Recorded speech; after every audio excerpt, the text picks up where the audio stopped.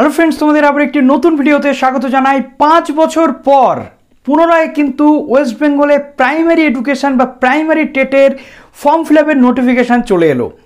এতক্ষণ পর আমি ভিডিওটা দিচ্ছি একটাই কারণে, কেননা এই ধরনের নোটিফিকেশান আসার পর সেটাতে যথেষ্ট স্টাডি করতে হয়, তার যে লুফলগুলো কী কী থাকে, কি কি বিষয় সেখানে থাকে, পুরো বিষয়গুলো অ্যানালিসিস করেই কিন্তু ভিডিও বানানো উচিত।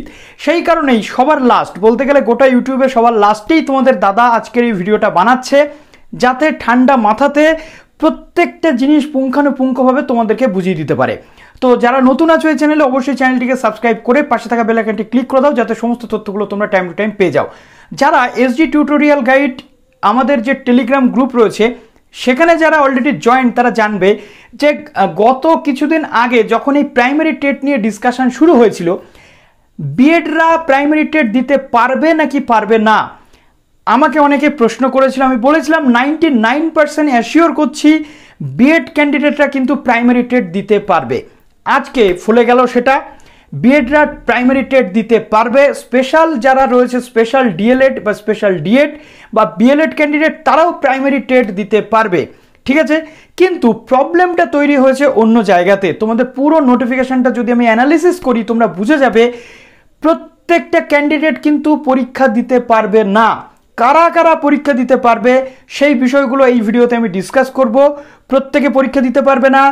প্রাইমারি বোর্ড প্রপার ওয়েতে এনসিটির যে লেটেস্ট গাইডলাইন বা লেটেস্ট যে বক্তব্য এসেছিল যে অ্যাপিয়ারিং ক্যান্ডিডেটরা প্রাইমারি টেট থেকে শুরু করে সমস্ত ধরনের পরীক্ষার জন্য এলিজিবল, সেই জায়গাতে প্রাইমারি বোর্ড অর্থাৎ ওয়েস্ট বেঙ্গল প্রাইমারি বোর্ড কি এনসিটির গাইডলাইনটাকে সম্পূর্ণভাবে মেনেছে নাকি আংশিক সেখান থেকে গ্রহণ করেছে, করে নিজেদের মতো করে একটা প্রোফার্মা করে নোটিফিকেশান বার করেছে, সেই সমস্ত তথ্যটা জানাবো।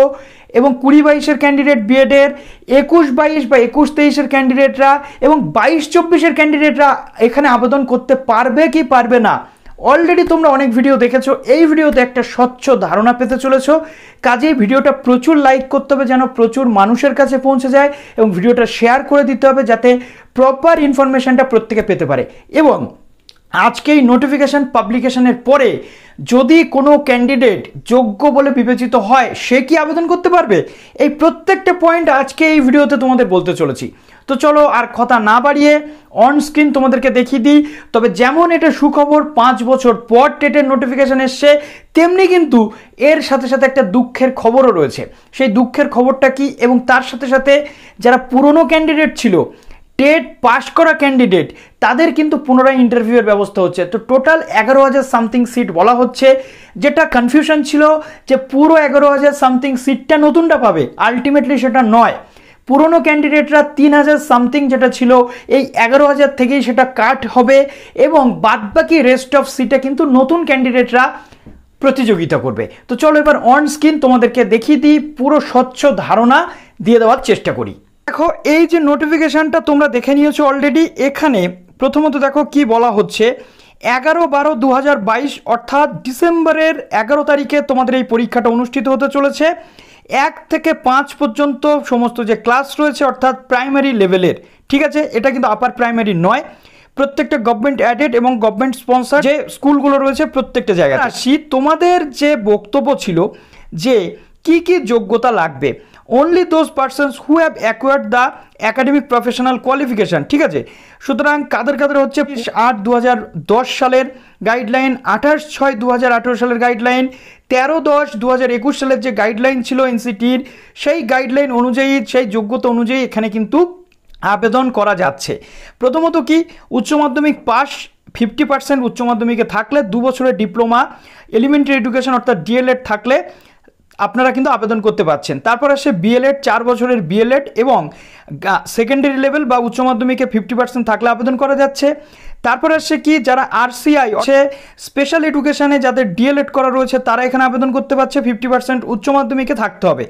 এবার আসছে সবচেয়ে বড় কোশ্চেনের জায়গা, যেটা গ্রাজুয়েশন উইথ অ্যাটলিস্ট 50%, অর্থাৎ মাস্টার্সে 50% থাকলে হবে না, গ্রাজুয়েশনে 50% থাকলে যদি বিএড করা থাকে কোনো ক্যান্ডিডেটের, সে কিন্তু আবেদনযোগ্য।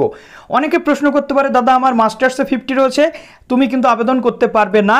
গ্রাজুয়েশনে 50% থাকলে, সাথে বিএড থাকলে তুমি আবেদন করতে পারবে। যদিও এটা যথেষ্ট প্রশ্নচিহ্ন রয়েছে এখনও, কেননা বর্তমান যে কোয়ালিফিকেশনের জায়গা সেই অনুযায়ী বিএড ক্যান্ডিডেট এলিজিবল। যদিও সুপ্রিম কোর্টের নির্দেশিকা এখনও আসা বাকি, সুপ্রিম কোর্টের কী রায় আসে সেটা দেখার। যদি আসে সুপ্রিম কোর্টে যে বিএডরা বসতে পারবে না তাহলে পারবে না, যদি আসে বিএডরা বসতে পারবে প্রাইমারিতে তাহলে বসতে পারবে, কোনো প্রবলেম নেই। এবং এক্ষেত্রে এই যে 50%-এর বার্ডেন, এখানে 5% রিল্যাক্সেশন অর্থাৎ 45% রিল্যাক্সেশন পাবে কারা? যারা শিডিউল কাস্ট অর্থাৎ এসসি, যারা এসটি রয়েছে এবং ওবিসি এ ওবিসি বি কিন্তু উচ্চ মাধ্যমিকে 45% পেলে আবেদনযোগ্য। এবং এছাড়াও এক্স সার্ভিসম্যান, ফিজিক্যালি হ্যান্ডিক্যাপ যারা রয়েছে প্রত্যেকে। এবার আসছে এগুলো তো রয়েছে যারা পাশ করা অলরেডি কমপ্লিট তারা।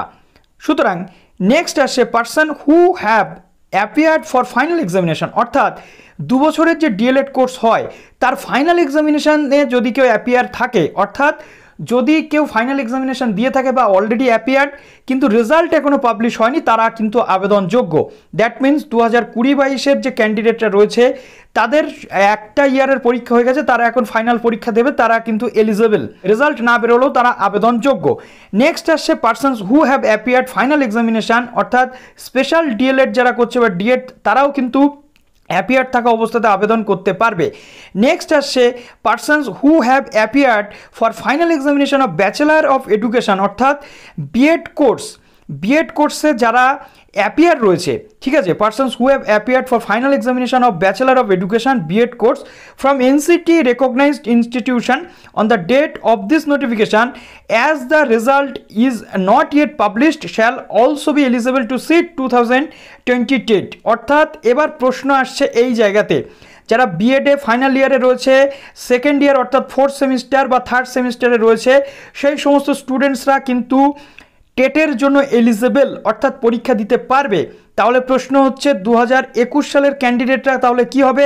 এনসিটি রুলস অনুযায়ী অ্যাপিয়ার্ড থাকা অবস্থাতে পরীক্ষা দিতে পারবে। তবে এখানে একটা জিনিস উল্লেখ করা হয়েছে ক্লজ, যেটা ফাইনাল এক্সামিনেশনে অ্যাপিয়ার্ড থাকতে হবে।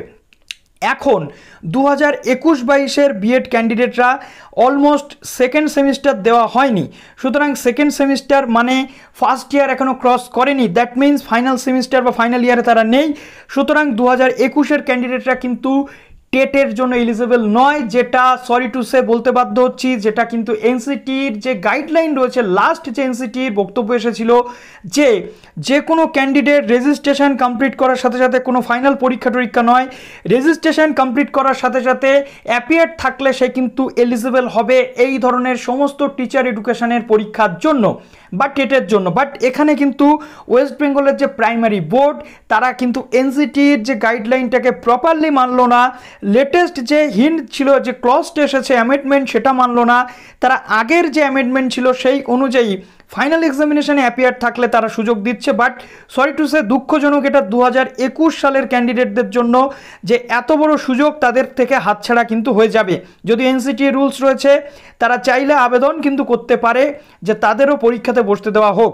হলো নেক্সট আসে persons who are undergoing DElEd এবং ডিএড, স্পেশাল এডুকেশন যারা করছে ডিএলএড অথবা ডিএড অথবা বিএড ট্রেনিং সেশন 2022-এর ক্যান্ডিডেটরা যারা already qualified in DElEd special education বা যে সমস্ত স্টুডেন্টসরা রয়েছে বিএড বা ডিএলএড 2022 প্রত্যেকেই কিন্তু আবেদনযোগ্য এই যে টেট আসছে এই টেটের জন্য। কিন্তু 21-এর ক্যান্ডিডেটরা আবেদনযোগ্য নয়, 22-24-এ যারা ভর্তি হচ্ছে তারা আবেদনযোগ্য নয়, কেননা 22-24-এ রেজিস্ট্রেশনও হয়নি। তাহলে 21-এর ক্যান্ডিডেটরা কিন্তু এনসিটির লাস্ট যে অ্যামেন্ডমেন্ট ছিল সেই অনুযায়ী তারা কিন্তু আবেদনযোগ্য, কেননা তাদের রেজিস্ট্রেশন কমপ্লিট হয়ে গেছে, তারা অলরেডি ফার্স্ট ইয়ার একটা সেমিস্টার বাকি রয়েছে তাদের। কিন্তু যেহেতু এখানে ফাইনাল সেমিস্টার রয়েছে সেহেতু এই প্রাইমারি বোর্ডের নির্দেশিকা অনুযায়ী তারা কিন্তু এলিজিবল নয়, বাট এনসিটির যে নির্দেশিকা রয়েছে সেই অনুযায়ী তারা কিন্তু এলিজিবল। বাট এটা নিয়ে একটু যথেষ্ট সংশয় রয়েছে, জানি না পরবর্তীতে কি আসতে চলেছে। এবার সবচেয়ে গুরুত্বপূর্ণ যে ক্লজ সেটা আরও একবার এখানে কিন্তু দেখা যাচ্ছে কি, the candidate who have acquired minimum academic qualifications after the date of publication of this notice.